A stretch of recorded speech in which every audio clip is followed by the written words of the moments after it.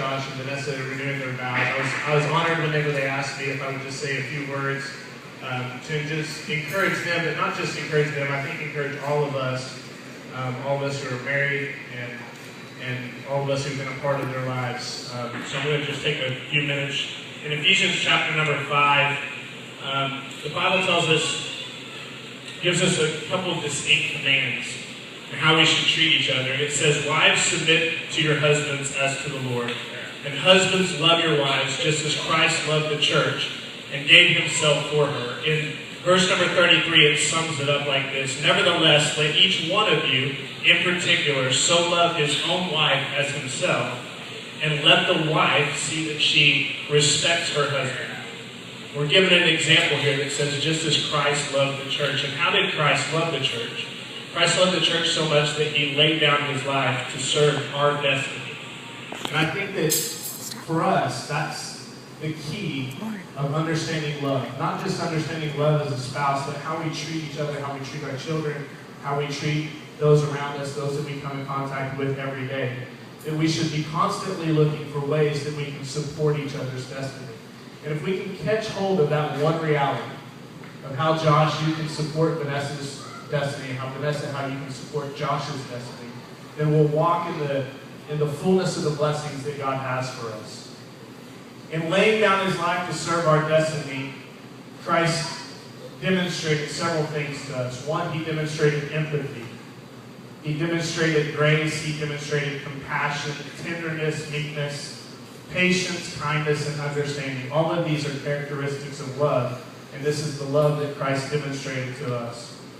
Love does this. Love seeks out God's best for another and compels us to serve in a manner that manifests God's best for us. And that's what we're looking for. We're looking for what is God's best for the one that we love.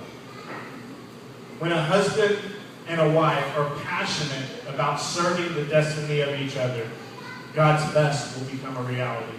And that's the challenge that I give you, is the challenge that I give to each and every one of us, that we be encouraged today to look for ways that we can look for God's best, seek out what God's best is for each and every person that we come in contact with, for our spouses in particular, and how can we best serve that person's destiny.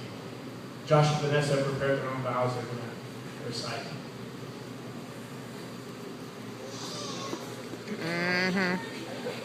Niagara Falls. I'm sorry, I had to write everything down because I wouldn't get a big old fat mess if I didn't. And I was going to try and be funny because I figured that might be what he's going to do, but today I'm being a girl, and I'll probably cry, and this is all girly, so that's what you get. Okay. Happiness in marriage doesn't just happen, it must be created. Sometimes big. The little things are the big things. It is standing together facing the world as a team. It is doing things for each other, not in the attitude of duty and sacrifice, but in the spirit of joy. It is not looking for perfection in each other, but accepting the person as you are.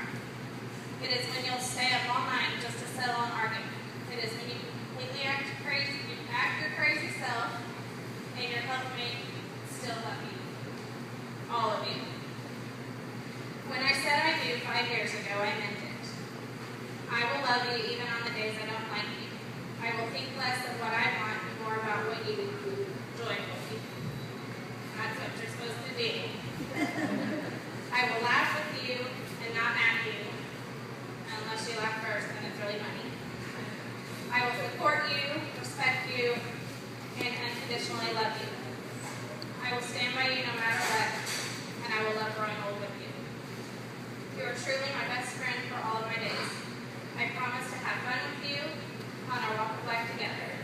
When our way becomes tangled, I promise to uplift you so that through joining together we can achieve more than we could ever could alone. I promise to protect and treasure our love and always make you a priority. And choose you for life. You have shown me what love feels like, and for that I thank you. You are everything I need.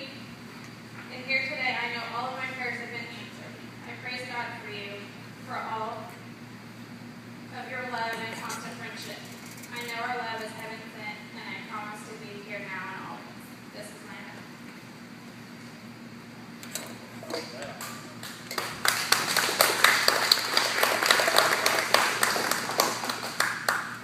Okay.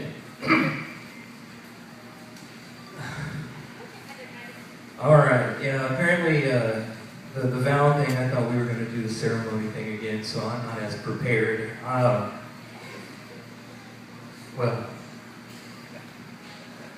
Just tell them what you think of it.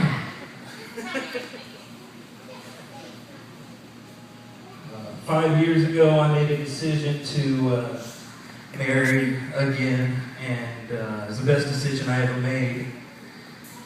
It's been a long road for the kids, for us, for the whole family. I've made a lot of mistakes, and I've grown a lot, and proudly I can say I am a lot closer now to being the man that I want to be, and the man I should be, and the father that I want to be, and the father that I should be than I ever have before. So I want to thank all of you for having patience and understanding, because sometimes I don't. And I love you all with all my heart.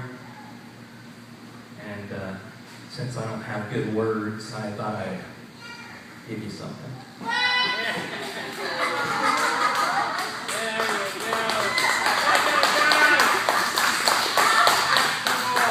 It don't matter what you say when you buy the right thing.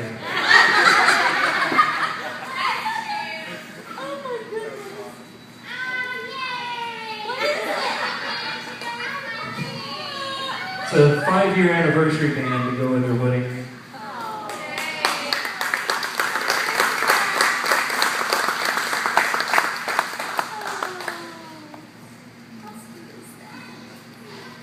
Okay, well then you have to put it on. So does that mean every 5 years she gets another one that's just going to cover the whole finger? I'm going for the Mr. T thing on her hand.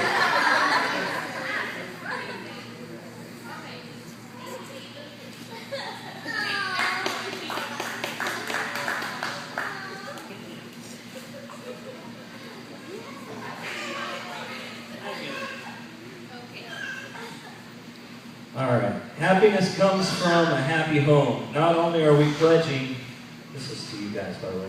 Not only are we pledging to be faithful partners to each other, but we also promise to be fair and faithful parents.